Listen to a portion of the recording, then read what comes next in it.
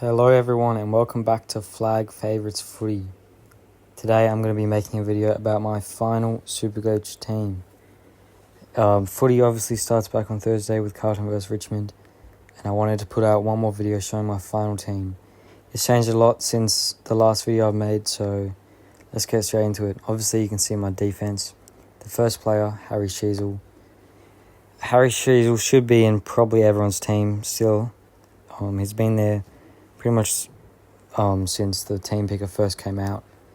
Yeah, nothing's gone wrong with him. In the preseason game, he scored around 160, so yeah, you kind of have to keep him. In my second spot is Dane Zorko. Not too many people are going to have Zorko, but yeah, I've got him straight on my team. I don't know, I've just got a feeling with Zorko, I think he's going to do really good. Not many people are going to have him. He's going to be a bit more of a unique pick. Although Brisbane don't have a buy anymore, so maybe a couple more teams are going to pick up on him. But yeah, I'm happy with Zorko there. I don't think that's going to change. Then I've got Jordan Clark as my D3. Look, I want someone that's a part of that Freo defence that's going to kick it around a lot. And Jordan Clark's obviously going to be that purpose. And Luke Ryan's a bit too expensive, in my opinion. So yeah, I'm happy with Jordan Clark, and he isn't too expensive as well. Then I've got Matt Roberts. He's already scored 124 in opening round, so he's guaranteed to make at least a little bit of money. Yeah, you kind of have to go with him. It just seems like he's going to be a great player, even with his buy. It's going to be a lot of value. He should go up a lot of money, so I'm happy with that. Then I've got 4 rookies, 2 fielding, 2 on my bench. The first one, Ben Patton. He's got dual positions, so he can go on the forward line if he needs to, which does help out quite a bit. Yeah, he debuted. It was a bit of a surprise, to be honest, in the opening round. But yeah, he did alright, scored 67. That's going to make some money. I want that in my team. Then there's Luke Traynor. His debut just got announced for Richmond, and I'm really excited to watch him play. I've got him starting because I think he should score pretty well. He did really good in the preseason game against Collingwood in the not long amount of time that he played. So yeah, I'm happy with him as my last rookie starting. But that could swap around depending on what happens with the lineups and subs. Then I've got Zach Reid. Zach Reid seems like he's still going to play for Essendon. I'm still happy with him. I think that'll work very well. Then I've got James Leake, who's very similar to Ben Patton. Yeah, so Leake's already played. He should make a lot of money with a decent score of 60. And yeah, I'm happy with that. Now let's get straight on to the midfield. This is my midfield. My final midfield. I'm not going to change it at all. I'm very happy with this. In my M1, I've got Lachie Neale from Brisbane. Obviously, Brisbane don't have the buy anymore, so I just had to jump on Neale. I think he's going to do great. He should just score consistent, stay around 600k. Not too worried about that. He may get tagged once or twice, but I think that's okay. He can still probably score right with a tag, and Brisbane are just so stacked. It might cost them too much to just focus on Lachie Neale. So yeah, I'm pretty happy with Neale. I don't think that's going to change. Then I've got Connor Rozee as my M2. Rozee from Port should do alright without Butters. Yeah, I think Rozee is just going to score consistently. He didn't have the best season last year. He should be wanting to bounce back from that. And yeah, he isn't too expensive, so maybe he can make some money if he scores right. He did hurt his toe, I think it was, in training for Port, but it seems like he's alright. But yeah, if that is more than just a tiny injury, I'll have to swap him for someone else. Maybe like Petrarca or Jordan Dawson or someone like that. But yeah, then I've got Will Day. He obviously scored 148, as you can see, and that means he's going to go up a lot of money. So you kind of have to have him. You can't just ignore that, because I want him to make some money on my team. He should go over 550k eventually if he keeps scoring alright in the next couple games. But yeah, Day, if you don't have him, what are you doing? The buy should not matter that much. You need to get Will Day in your team. Clayton Oliver still on my team, has been there since pretty much day one. Pretty simple pick. Should just bounce back up to his normal state. I've talked about Clayton Oliver enough on this channel. And yeah, if you don't have him, again, what are you doing? He needs to be on your team. The next midfielder is Finn Callaghan.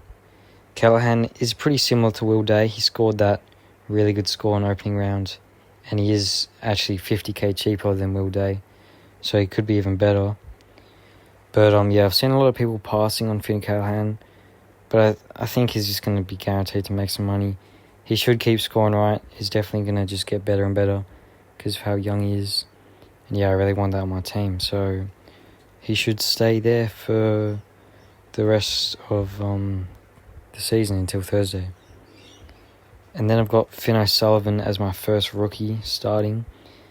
O'Sullivan's debut just got announced. So yeah, that should not change at all.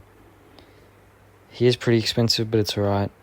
Hopefully he scores decent. Maybe gets 80 in the first game. That's probably the best situation. Then I've got Elijah Sardis. He's been doing really good in the preseason games. Seems like he's going to play. Hopefully he won't be the sub. But yeah, should play round one and the rest of the season, hopefully. Maybe get some good scores, get above 190k and make some money. Then there's Levi Ashcroft. He could swap to the bench for Sam Lawler, but for now he's in my last midfield spot. Pretty simple pick. Not too much to say. He should do alright. Might be hard for him to fit into the midfield. Could be the sub a couple times, but for now he's going to have to stay on my team. And yeah, I've got Lawler, obviously. His debut also got announced, so thankfully he's not injured anymore. And yeah, he will be playing, which is great. I've got him as the emergency because if he does play and scores, or he is playing, if he scores really well, I'm going to do a loophole to get him scoring on my team. Then there's Elijah Hewitt and Lucas Camparelli. I'm not sure if Hewitt's going to play because he did get a little bit injured in the preseason game, so he didn't play them. So West Coast might just want to go easy on him. Maybe put him in the VFL for like 1 or 2 weeks first. So yeah, he might not play at the start, which I'm okay with. So that means I can just do some loopholes and yeah, get Lawler scoring as their backup. So yeah, I'm happy with that. And yeah, Lucas Camparelli, his debut got announced. Might not do the best, but hopefully he gets at least like 60, similar to Leakin Patton. And he should just make some money at 113k. Yeah, that's my midfield, so let's get straight into the rucks. My rucks still haven't changed from the last video. Zeri, DeConey and Boyd. I'm just going to back myself in with these three. Boyd's mostly for loophole for captain because I don't think he'll play. He might play the first game and Rowan Marshall will, if Rowan Marshall misses. But yeah, Zeri should do great. He isn't that expensive for what he could be doing. And yeah, Tom DeConey is pretty cheap for such a good ruck. As long as he doesn't get injured, he will be the number one ruck for Carlton. And hopefully he scores a couple tons. So yeah, I consider getting Max Gawn, but I've just decided to back myself in and stay with the common rucks and just play it safe. But yeah, let's get straight into the forward line and the flex. My forward line starts with the obvious pick in Jason Horne-Francis. If you don't have him, again, you're just messing up. Horne-Francis has to stay in the team. He's going to go amazing. Should pair with Rosie really well while Butters is out. And yeah, he is going to play midfield a lot more with Butters out. So yeah, happy with that, obviously. Jack McRae, pretty common pick. Almost everyone's going to have him. Not much to say. He should just go back to his best, hopefully. He won't be the sub in St Kilda. And yeah, pretty simple pick. Might make some money. Bailey Smith, similar to Jack McRae. Although I have seen a lot of people considering getting rid of Bailey Smith. But no, I've decided to just keep him. He is obviously going to do really well. Will he play midfield? That's the question. Might have to play on the wing or the half forward.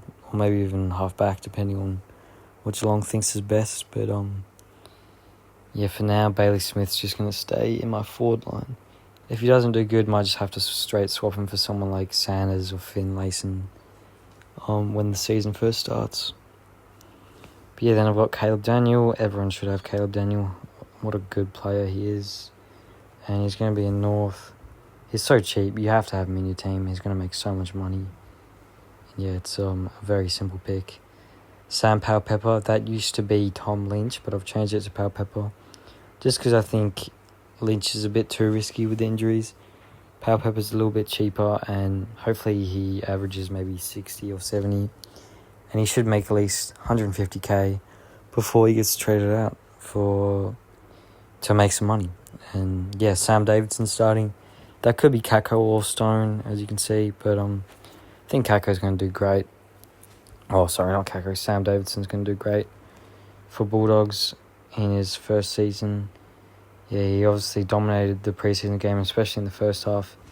And I think he's just going to bring that straight into the AFL. And yeah, I'm excited to see Davidson play.